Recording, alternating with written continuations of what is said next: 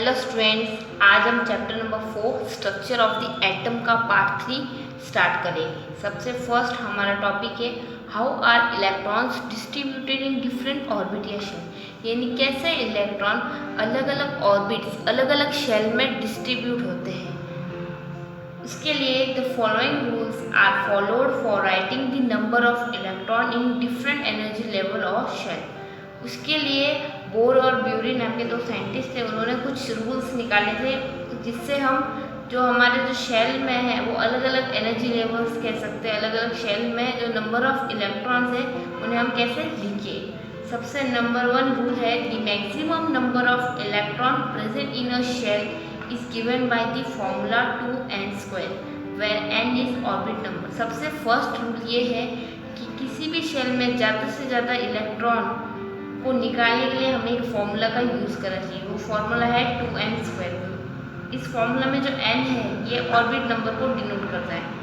इस फॉर्मूले से अब हम फर्स्ट ऑर्बिट्स में कितने इलेक्ट्रॉन है वो कैलकुलेट करते हैं। फर्स्ट ऑर्बिट कह सकते हैं या हम कह सकते हैं के शेल। के शेल में हमारा n = 1 होता है, तो इस फॉर्मूला में हम पुट करेंगे n की वैल्यू 1, तो हमारा जो आएगा वो 2, यानी के शेल में सिर्फ 2 ही इलेक्ट्रॉन्स होते हैं। सेकेंड ऑर्बिट या एल शेल में n2 होता है, तो अब हम ये n = 2 इस फॉर्मूला में पुट करेंगे 2n² में, तो 2 × 2² यानी 8, तो हमारे जो एल शेल में है वो 8 इलेक्ट्रॉन्स होते हैं। थर्ड ऑर्बिट यानी हमारे m शेल में n = 3 होता है, तो हम फॉर्मूला में पुट करेंगे तो 2 × 3² यानी 12, यानी m शेल में हम 12 इलेक्ट्रॉन्स फिल कर सकते हैं। उसी तरह फोर्थ ऑर्बिट यानी n शेल में n4 होता है, तो फॉर्मूला में हम पुट करेंगे तो 2 × 4² यानी 32, यानी n शेल में 32 इलेक्ट्रॉन्स हम फिल करते हैं। इस तरह ये आगे कंटिन्यू होता रहता है और हमारा फॉर्मूला लगता रहता है। सेकेंड रूल है कि the maximum number of electrons that can be accommodated in the outer most orbit is 8, यानी इस रूल का ये कहना है कि ज़्यादा मैक्सिमम से मैक्सिमम इलेक्ट्रॉन हम हमारे आउटर मोस्ट ऑर्बिट में जो फिल कर सकते हैं वो हम 8, यानी 8 से ज़्यादा हम हमारे आउटर मोस्ट ऑर्बिट में इलेक्ट्रॉन्स नहीं फिल कर सकते।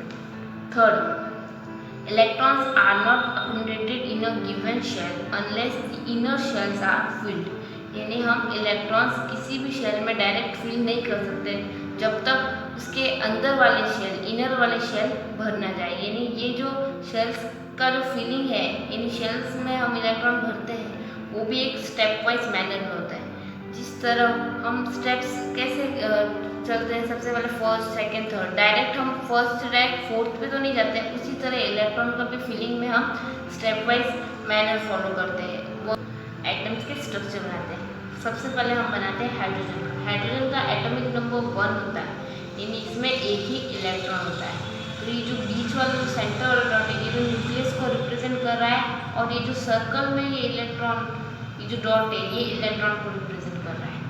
अब हम अगला एग्जाम्पल लेते हैं कार्बन का। कार्बन का सिंबल C होता है और इसका एटॉमिक नंबर 6 होता है, यानी इसमें 6 इलेक्ट्रॉन है। अब हमारा जो सेंटर है वो न्यूक्लियस है, उसके बाद में जो ऑर्बिट है यानी हमारा के शेल, उसमें हमें पता है कि मैक्सिमम 2 इलेक्ट्रॉन्स फिल होते हैं, तो हमने पहले 2 इलेक्ट्रॉन्स फिल कर दिए। फिर अगला हमारा एल शेल आता है, उसमें हम मैक्सिमम 8 फिल कर सकते हैं, लेकिन हमारे पास 4 ही इलेक्ट्रॉन है, उनको फिल करना है तो हम 4 को फिल कर देते हैं। उसी तरह अब हमारा नेक्स्ट एग्जाम्पल है नियॉन का। नियॉन का एटॉमिक नंबर 10 होता है, यानी इसमें 10 इलेक्ट्रॉन्स होते हैं। हम फर्स्ट के शेल में 2 इलेक्ट्रॉन्स फिल कर देंगे, फिर जो हमारा एल शेल है उसमें 8 इलेक्ट्रॉन्स फिल करते हैं, यानी ये 8 इसके मैक्सिमम, यानी लास्ट वाले शेल में हमने 8 फिल कर दिया है, यानी अभी इसका ऑक्टेट कंप्लीट है। जब हमारे लास्ट ऑर्बिट में 8 इलेक्ट्रॉन फिल हो जाते हैं, उसकी कैपेसिटी जितनी है उतनी फिल हो जाती है, तो वो उसे हम बोलते हैं उसका ऑक्टेट कंप्लीट हुआ। अब वो इनएक्टिव है, अगर उसमें कमी होगी तो उसमें और कैपेसिटी, यानी जैसे 1 की ले लें, तो कार्बन के लास्ट ऑर्बिट में 4 है। अब इसे ऑक्टेट कंप्लीट करने के लिए, यानी 8 इलेक्ट्रॉन्स कंप्लीट करने के लिए, 8 इलेक्ट्रॉन्स होने के लिए इसे 4 और इलेक्ट्रॉन चाहिए। या तो ये 4 और इलेक्ट्रॉन ले सकता है या इसके जो ये 4 है ये दे सकता है। अब नेक्स्ट हम एग्जांपल लेते हैं एल्यूमिनियम का। इसका एटॉमिक नंबर है 13। अब इसका ये स्ट्रक्चर है, इसमें 3 शेल्स आते हैं। नियॉन में 2 ही आए, हाइड्रोजन में 1 ही है और इसमें 3 है। फर्स्ट के शेल है, उसमें हमने 2 इलेक्ट्रॉन्स फिल कर दिए। नेक्स्ट हमारा शेल है एल शेल, इसमें हमने 8 इलेक्ट्रॉन्स फिल कर दिए, यानी 2 + 8 कितना 10 हुआ। अब 3 इलेक्ट्रॉन्स है, इसको हम थर्ड शेल में यानी एम शेल में फिल करेंगे। अब हमारा अगला और लास्ट एग्जांपल है क्लोरीन, इसका एटॉमिक नंबर है 17, यानी इसमें अभी हमें 17 इलेक्ट्रॉन्स को डिस्ट्रीब्यूट करना है। फर्स्ट हमारे के शेल में हम 2 इलेक्ट्रॉन्स को डिस्ट्रीब्यूट कर लेंगे, फिर हमारा एल शेल में 8 इलेक्ट्रॉन्स को कर लेंगे यानी 10। अब हमें 7 और को डिस्ट्रीब्यूट करना है, तो हमारा जो एम शेल है उसमें हम 7 इलेक्ट्रॉन्स को फिल करेंगे। अब इसमें लास्ट में हमारे पास 7 इलेक्ट्रॉन्स फिल कर दिए। अब इसे एक ही इलेक्ट्रॉन चाहिए ताकि इसका ऑक्टेट कंप्लीट हो। चैप्टर नंबर 3 में भी हमने पढ़ा था वैलेंसी क्या होती है, 4th में भी हम पढ़ेंगे the combining power of an element, यानी किसी भी एलिमेंट की जो कंबाइनिंग पावर होती है, कैपेसिटी, उसे हम वैलेंसी कहते हैं। और वैलेंस इलेक्ट्रॉन क्या होता है, the electrons present in the outermost shell of an atom, यानी हमारे जो इलेक्ट्रॉन्स जो होते हैं हमारे एटम के जो आउटरमोस्ट शेल में कितने इलेक्ट्रॉन्स होते हैं, वही उस एलिमेंट की तो वैलेंस इलेक्ट्रॉन कह सकते हैं, या हम कभी कभार इसे वैलेंस भी कहते हैं, हमेशा नहीं लेकिन कभी कभार। फॉर एग्जांपल हम हाइड्रोजन लेते हैं, हाइड्रोजन का एटॉमिक नंबर 1 होता है, यानी उसके पास एक ही इलेक्ट्रॉन होता है। इसके आउटरमोस्ट शेल में एक ही इलेक्ट्रॉन होता है, इसलिए इसकी वैलेंसी भी 1 ही होती है। उसी तरह हीलियम का हम एग्जांपल लेते हैं, इसका एटॉमिक नंबर 2 होता है, तो इसकी वैलेंसी अब हम निकालते हैं। जैसे इसका एक स्ट्रक्चर बनाते हैं, तो इसके जो आउटरमोस्ट शेल है उसमें 2 ही इलेक्ट्रॉन्स है, तो इसकी भी वैलेंसी 2। अब जब वैलेंसी 2 यानी इसके आउटरमोस्ट के शेल अब कम्प्लीटली फिल हो गया है, तो इसे हम ड्यूप्लेट कहते हैं। जब इसकी वैलेंसी 2 है और इसका के शेल कम्प्लीटली फिल होता है। जब किसी की आउटरमोस्ट शेल में 8 इलेक्ट्रॉन्स हो, यानी उसकी शेल अब कम्प्लीटली फिल हो गया है, तब हम उसे ऑक्टेट कहेंगे।